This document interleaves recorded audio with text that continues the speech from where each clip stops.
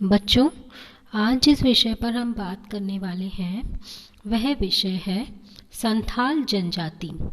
इससे पहले के वीडियो अगर आपने देखे हैं तो उसमें हम संथाल जनजाति के बारे में डिस्कशन कर चुके हैं। अभी तक हमने संथाल जनजाति का निवास क्षेत्र कि वो कहाँ रहती हैं इस पर चर्चा की।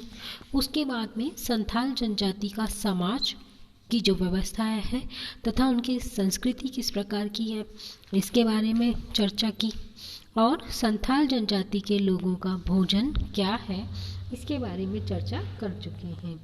आज हमारे इस वीडियो में हम बात करेंगे संथाल जनजाति की अर्थव्यवस्था यानी उनकी इकोनॉमी के बारे में। तो क्योंकि ये एक जनजाति है तो अब इसकी इकोनॉमी किस प्रकार की होगी, है ना, उसको आज हम डिस्कस करने वाले हैं। तो देखिए, इसकी इकोनॉमी को अगर हम देखते हैं तो हम पाते हैं कि संथाल लोग जो हैं वो अधिकतर खेती या कृषि का ही कार्य करते हैं। जहाँ कहीं भी खेती की कमी होती है यानी जमीन कृषि योग्य भूमि की कमी है या कोई अन्य कारण हो जाते हैं तो वहाँ ये लोग यानी जहाँ पर कृषि नहीं होती है वहाँ ये लोग आखेट करके तथा जंगलों से कंदमूल फल एकत्रित करके अपना जीविकोपार्जन करते हैं। ठीक है, तो पहला इनकी अर्थव्यवस्था देखें तो इनकी इकोनॉमी है जो वो किस पर बेस्ड है, इनकी इकोनॉमिक्स जो है वो कृषि या एग्रीकल्चर पर बेस्ड है। लेकिन जहाँ पर संथाल रहते हैं और वहाँ खेती नहीं की जाती या कृषि नहीं की जाती है तो वहाँ फिर क्या किया जाता है, उनकी अर्थव्यवस्था उन संथाल लोगों की अर्थव्यवस्था आखेट पर निर्भर होती है या फिर वो लोग जंगलों से जो कंद मूल फल इत्यादि मिलते हैं उनको एकत्रित करके उनको अपना भोजन बनाते हैं और इस तरह से अपना जीविकोपार्जन करते हैं, इस तरह से अपना जीवन चलाते हैं। हालांकि कृषि इनका परंपरागत व्यवसाय है, फिर भी ये लोग मछली पालन, भोजन संग्रहण में शिकार जैसे कार्य भी करते हैं। मतलब कहने का मतलब ये है कि कृषि जो है वो इनका परंपरागत व्यवसाय है। मतलब प्राचीन समय से ही ये क्या करते चले आ रहे हैं, कृषि करते चले आ रहे हैं। लेकिन कृषि के अलावा भी ये लोग क्या करते हैं, मछलियों को पालते हैं, भोजन में मछलियों को भी शामिल करते हैं, इसलिए ये भोजन के लिए मछलियों को भी पालते हैं।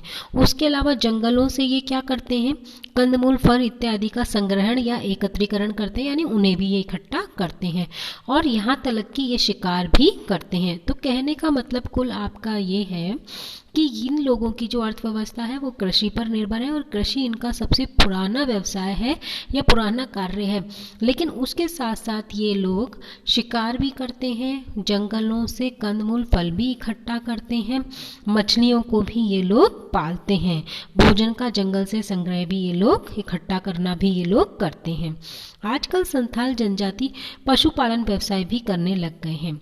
आजकल वर्तमान परिप्रेक्ष्य में हम देखें तो संथाल जनजाति के लोग केवल अपना परंपरागत व्यवसाय यानी कृषि ही नहीं करते हैं, वरन कृषि के साथ साथ ये लोग पशुपालन भी करने लग गए हैं।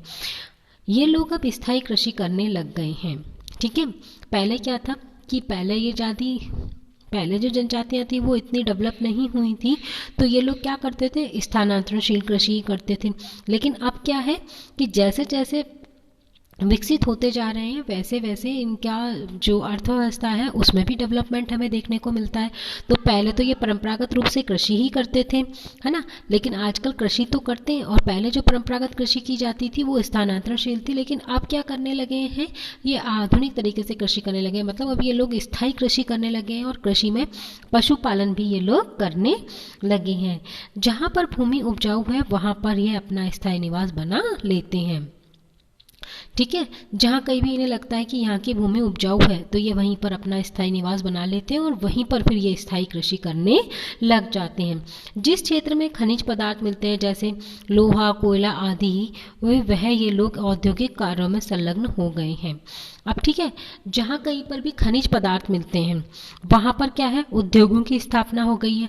क्योंकि खनिज पदार्थ में लोहा कोयला आदि मिलेगा तो वहाँ पर इंडस्ट्रियल प्लांट डेवलप हो जाएंगे, है ना। तो इंडस्ट्रियल प्लांट डेवलप होने के कारण क्या है कि ये लोग आजकल उन औद्योगिक संस्थानों में भी कार्य करने लगे, उन इंडस्ट्रियों में भी कार्य करने लग गए हैं जहाँ पर इंडस्ट्री है। तो ये कृषि तो करते ही हैं साथ ही साथ पशुपालन भी करने लग गए हैं। लेकिन अगर ये जिस क्षेत्र में रह रहे हैं वहाँ पर अगर औद्योगिक इकाइयाँ स्थापित हो गई हैं तो ये लोग उन उद्योगों में भी कार्य करने लग गए हैं। जमशेदपुर आदि नगरों में ये लोग सरकारी उद्योग एवं गैर सरकारी उद्योगों में रोजगार करने लग गए हैं। अब हम देखें एक जगह जमशेदपुर, तो वहाँ पर ये लोग क्या है, चाहे कोई सरकारी उद्योग हो या कोई गैर सरकारी उद्योग हो, उनमें भी ये रोजगार प्राप्त करके कार्य करने लग गए हैं। कृषि कार्य में विभिन्न विभिन्न फसल बोने के लिए विभिन्न विभिन्न तरीके काम में लेते हैं। अब ये कृषि करते हैं तो कृषि में भी ये अलग अलग तरीके की फसलों को बोने के लिए अलग अलग मेथड काम में लेते हैं। जैसे चावल को क्यारियों में बोया जाता है, जिसमें धान के पौधे को स्थानांतरित करके लगाए जाते हैं। ज्वार बाजरा आदि मोटे अनाजों को बिखेर कर लगाया जाता है। अब चावल को ये क्या करते हैं, क्यारियों में बोते हैं और फिर एक स्थान से दूसरे स्थान पर उसको ट्रांसफर कर देते हैं। जबकि ज्वार बाजरा आदि जो मोटे अनाज वाली फसलें हैं उनको ये बिखेर बिखेर कर बोते हैं। जंगल काट कर साफ करने वाली जनजातियों में संथाल सबसे उत्तम है, किंतु अच्छे कृषक बनने के लिए अभी इनको बहुत कुछ सीखना पड़ेगा। जैसे इस जंगलों को काट करके कृषि भूमि प्राप्त करने वाली जनजातियों में संथाल सबसे ज़्यादा उत्तम है, बेस्ट है। मतलब जंगलों को काटकर साफ करके कृषि भूमि प्राप्त करने में सबसे बेस्ट जनजाति जो मानी जाती है वो संथाल मानी जाती है। लेकिन अभी भी इनका जो कृषि करने का ढंग है वो उतना उपयुक्त नहीं है। इन्हें अच्छी कृषि करने के लिए अभी बहुत कुछ सीखने की आवश्यकता है। जिन भागों में बिना कटे जंगल हैं वहाँ ये लोग भूमि को साफ करके बस गए हैं। हाँ, जिन भागों में बिना कटे जंगल हैं वहाँ ये लोग कृषि भूमि को साफ करके बस गए। अब जहाँ पर बहुत घने जंगल हैं वहाँ पर इन्होंने क्या किया, मान लीजिए घने जंगल है और वहाँ की भूमि उपजाऊ है, तो इन्होंने क्या किया है, वहाँ जंगलों को साफ किया है ना, और वहाँ पर कृषि भूमि को साफ करके या जंगलों को साफ करके ये लोग वहाँ स्थायी निवास बना के रहने लग गए और वहाँ स्थायी कृषि भी करने लग गए हैं। ठीक है, तो जहाँ कहीं पर भी जंगल है लेकिन वहाँ की भूमि इनको लगता है कि उपजाऊ है, तो इन्होंने क्या किया है, जंगलों को काटा है, काट कर अपना आवास भी स्थायी बना लिया और वहाँ पर ये स्थायी कृषि भी करने लग गए हैं। एक ही खेत को यह प्रतिवर्ष बोते रहते हैं। ये लोग सिंचाई, खाद और फसलों के हेर फेर में बहुत कम ध्यान देते हैं। अब ये क्या करते हैं, प्रतिवर्ष क्योंकि स्थायी कृषि करने लग गए तो एक ही खेत को हर साल बोते हैं, लेकिन सिंचाई के बारे में, खाद, कीटनाशक, उर्वरकों के बारे में या फसलों को हेर फेर कर बदल कर बोने के बारे में ये लोग बहुत कम ध्यान देते हैं। अतः खेती की उपज बहुत ही कम होती है और इन लोगों को जीवन यापन करने के लिए आखेट एवं मजदूरी का सहारा लेना पड़ता है। खेती तो करते हैं ये, लेकिन खेती में फसलों को बार बार बदलना, उर्वरकों का उपयोग करना, कीटनाशकों का उपयोग करना या फिर सिंचाई का ध्यान देना, ये सब ये बिल्कुल ध्यान नहीं देते हैं और ध्यान नहीं देने के कारण जो प्रति हेक्टर उत्पादन होना चाहिए, जो पैदावार होनी चाहिए वो कम होती है और पैदावार कम होने के कारण ही इन्हें अपना जीवन यापन करने के लिए क्या करना पड़ता है, कृषि के साथ साथ या तो जंगलों से कंदमूल, फल आदि को एकत्रित करना पड़ता है, इकट्ठा करना पड़ता है, या फिर इन्हें पशुओं को भी पालना पड़ता है, या फिर इन्हें उद्योगों में जाकर मजदूरी भी करनी पड़ती है। खान खोदना, चाय के बागानों में काम करने वाले मजदूरों में अधिक संख्या संथाल मजदूरों की ही होती है। अब चाहे माइनिंग का काम करना हो, खाने खोदनी हो या चाय के बागानों में काम करना हो, तो अगर हम देखें तो वहाँ जो मजदूर हमें देखने को मिलेंगे, चाय के बागान हो या खान खोदने का काम हो, वहाँ पर संथाल बहुत अधिक संख्या में देखने को मिलते हैं। बिहार में अगर हम देखें तो जो अभ्रक की खान है, बिहार में जो अभ्रक की जो खाने हैं उन खानों में भी ये लोग कार्य करते हैं। तो हमने क्या देखा कि संथाल जनजाति की जो अर्थव्यवस्था है वो कृषि पर तो आधारित है, क्योंकि कृषि इनका परंपरागत व्यवसाय है। लेकिन जहाँ कृषि से इनकी पार नहीं पड़ती है वहाँ ये लोग पशुपालन भी करते हैं, आखेट यानी शिकार भी करते हैं, जंगलों से खाद्य सामग्री भी एकत्रित करते हैं। और इसके अलावा जहाँ कहीं औद्योगिक इकाइयाँ स्थापित हो गई हैं, जहाँ कहीं उद्योग लग गए हैं, वहाँ पर ये लोग क्या करने लगे हैं, उद्योगों में भी मजदूरी करने लग गए, उद्योगों में भी कार्य करने लग गए हैं। कहीं कहीं ये खानों को खोदने का भी काम करने लगे हैं।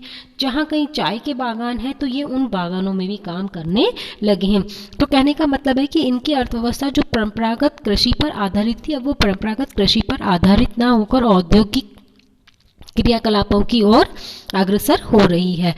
तो ये लोग अब औद्योगिक उद्योगों में भी कार्य करने लग गए हैं, या औद्योगिक जो क्रियाएं हैं उनमें भी अब ये सक्रिय हो गए हैं। तो ये था इनकी अर्थव्यवस्था के बारे में कि इनका जो इकोनॉमी है वो किस पर बेस्ड है, या इनकी जो अर्थव्यवस्था है वो किस पर आधारित है।